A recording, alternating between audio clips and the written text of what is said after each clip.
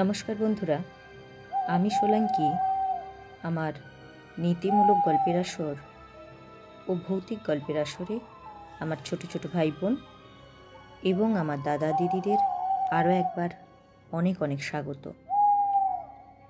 যিনারা প্রতিদিনের শ্রোতা বন্ধু তাঁদের উদ্দেশ্যে তো অবশ্যই, আর যিনারা আজ নতুন আমার চ্যানেলটা ভিজিট করছেন তাঁদের উদ্দেশ্যেও থাকলো অসংখ্য ধন্যবাদ। আজকের গল্পটা শুনে যদি আপনাদের ভালো লেগে থাকে তাহলে অবশ্যই একটা লাইক করবেন, পারলে বন্ধুদের সাথে শেয়ার করবেন।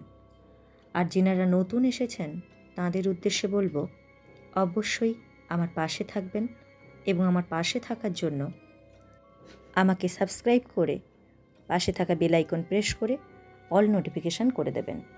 তাহলে আমি যখনই যেইরূপ গল্প নিয়ে উপস্থিত হব সেগুলো আপনারা আপনাদের ফোনে নোটিফিকেশান আকারে পেয়ে যাবেন।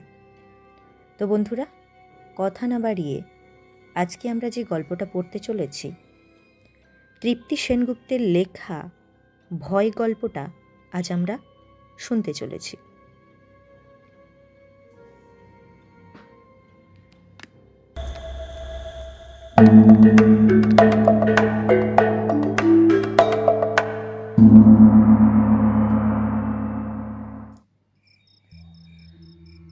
রাতটা ছিল পূর্ণিমার।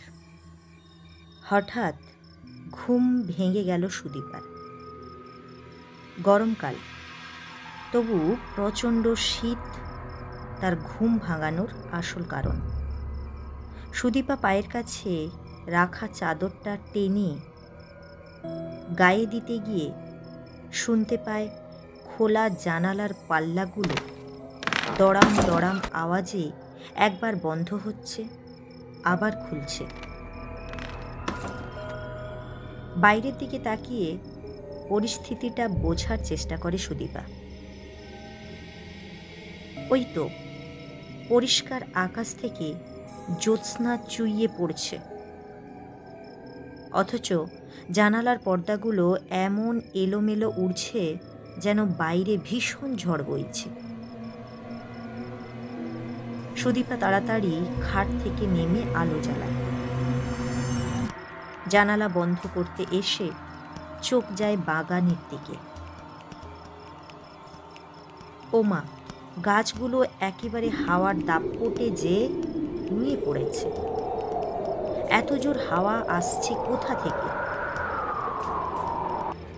সকাল পর্যন্ত ওগুলো তো থাকবে। সকাল শব্দটা চিন্তায় আসতেই সুদীপার একটা কথা মনে পড়ে গেল।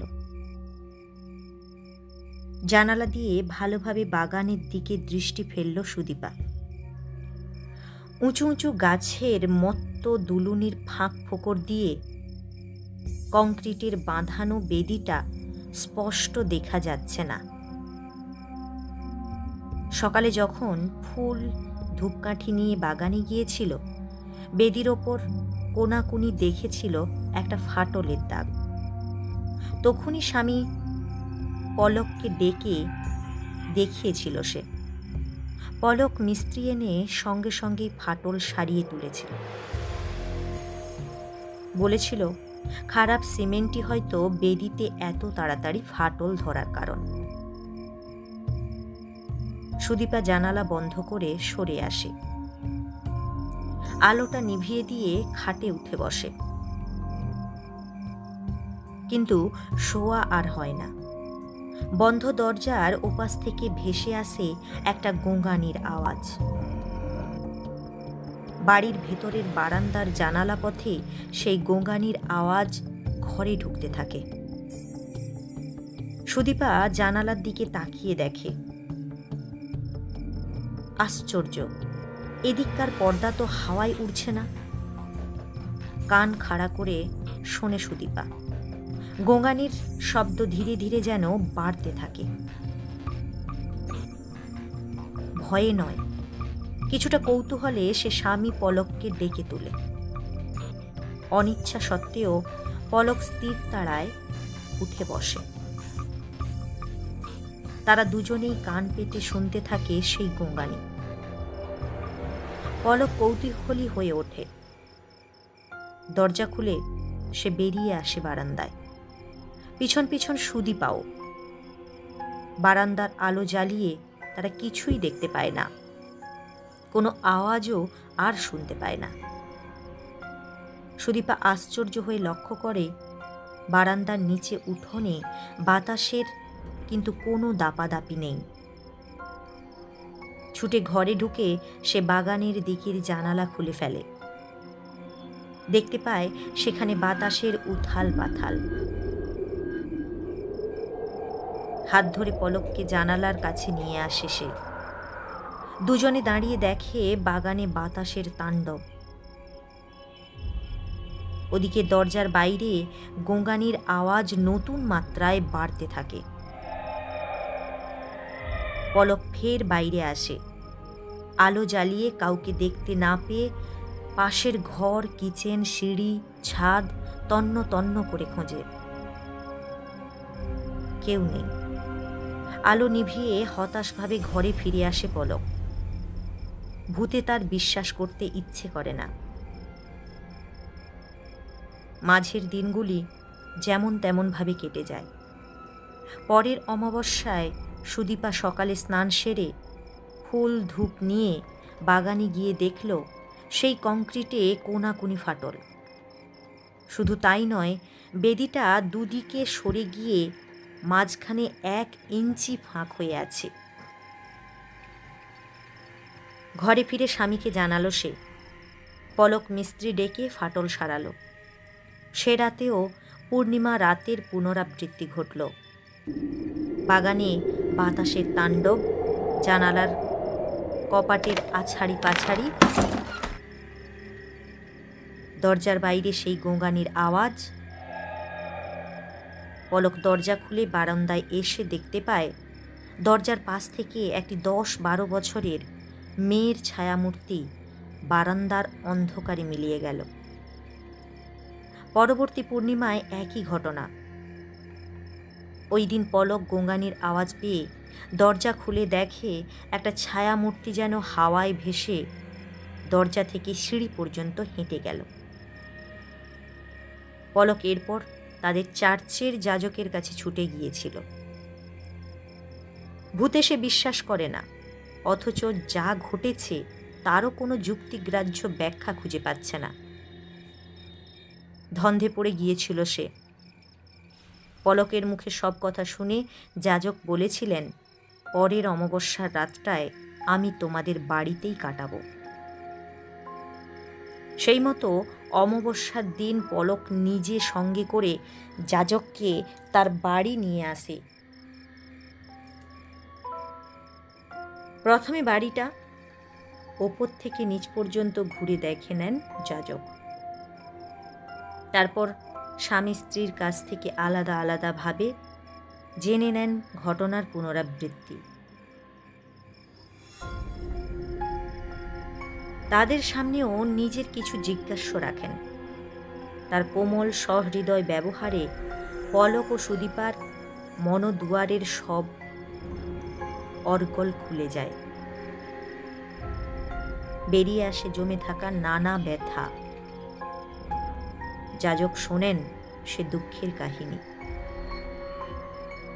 মাস 5 আগে তখনও তিনি পলকদের চার্চে যাজক হয়ে আসেননি। সেই সময়ের ঘটনা।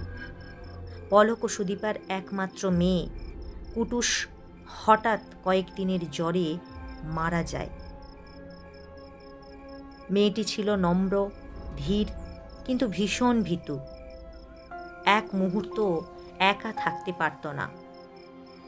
ঘরে সামান্য সময় একা থাকলে ছুটে গিয়ে মাকে জড়িয়ে ধরত, বলতো ভূত আসছে। সেই মেয়ে মারা যেতে পলক আর সুদীপা তাকে প্রাণে ধরে দূরে চার্চের সংলগ্ন জমিতে রেখে আসতে পারেনি।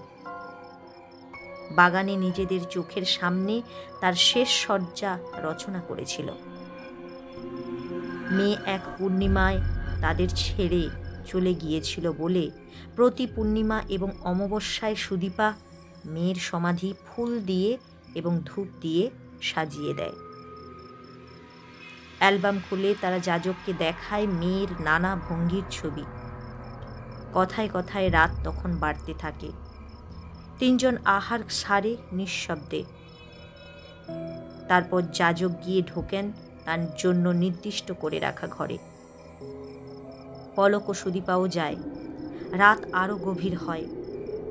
ঠিক একটায় শুরু হলো প্রলয়কাণ্ড। চমকে উঠলেন যাজক। জানালা দিয়ে হু হু করে হাওয়া ঘরে ঢুকতে থাকে।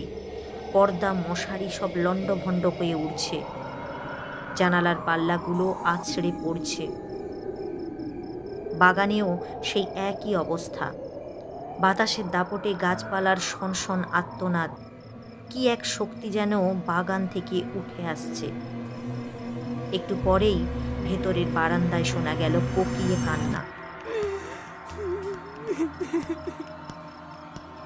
দরজা খুলে ছুটে বেরিয়ে এলেন যাজক। একই সঙ্গে পলকও এলো। দুজনেই দেখলেন সিঁড়ির নিচের ধাপ থেকে ছায়া মূর্তি আলোর পাশ কাটিয়ে উঠে গেল ওপরের অন্ধকারে। বাকি রাতটা যাজক সুদীপা ও পলককে অনেক করে বোঝালেন। বললেন, দেখুন, আমার দৃঢ় বিশ্বাস যে ছায়ামূর্তি যাকে আপনারা বারবার দেখছেন সে আপনাদেরই কুটুস। ও একা থাকতে ভয় পাচ্ছে। তাই প্রতি পূর্ণিমা ও অমাবস্যায় আপনাদের ঘরের সামনে এসে কাঁদে। ওকে বাগানে একা ফেলে রাখবেন না। অনেকের মাঝামাঝি ওকে সমাধি দিন। আপনিই কোনো ব্যবস্থা করে দিন, বলল পলক। আর সুদীপা তার সমস্ত শরীর মথিত করে গভীর এক দীর্ঘশ্বাস বেরিয়ে এলো। কুটুস এই জীবনের সীমানা ছাড়িয়ে অনেক দূরে অন্য লোকে। তাকে একান্তভাবে কাছে পাওয়া কখনোই সম্ভব নয়। তবে কেন সুদীপা নিজেকে সান্ত্বনা দিতে তাকে এভাবে আটকে রাখবে? তার চেয়ে বরং সে যেখানে ভয় পাবে না সেখানেই শান্তিতে ঘুমিয়ে থাকুক। পরের দিনই পলককে চার্চের বেরিয়াল গ্রাউন্ডে নিয়ে গিয়েছিল যাজক। জমি জোগাড় করে বাগানের কবর খুঁড়ে সযত্নে কুটুসকে তুলে নিয়ে এসেছিল বেরিয়াল গ্রাউন্ডে। সেখানে সারি সারি কবর। কুটুস এ ব্যবস্থায় মনে হয় খুশি হয়েছিল, কারণ আর কোনোদিন সে তার বাবা মাকে বিভ্রান্ত করতে যায়নি। তো বন্ধুরা, গল্পটা কেমন লাগলো অবশ্যই কমেন্ট করে জানাবেন। যদি ভালো লেগে থাকে তাহলে অবশ্যই একটা করে লাইক করবেন, পারলে বন্ধুদের সাথে শেয়ার করবেন। আর যিনারা নতুন বন্ধু তাদের উদ্দেশ্যে আরও একবার বলছি, অবশ্যই আমার পাশে থাকবেন এবং আমার পাশে থাকার জন্য আমার চ্যানেলটাকে সাবস্ক্রাইব করে পাশে থাকা বেল আইকন প্রেস করে অল নোটিফিকেশান করে দেবেন। তাহলে যখনই যেইরূপ গল্প নিয়ে উপস্থিত হব সেগুলো সময় মতো আপনারা আপনাদের ফোনে নোটিফিকেশান আকারে পেয়ে যাবেন। তো বন্ধুরা, যতক্ষণ না নতুন গল্প নিয়ে ফিরে আসছি ততক্ষণ পর্যন্ত সবাই ভালো থাকবেন, সুস্থ থাকবেন। ধন্যবাদ।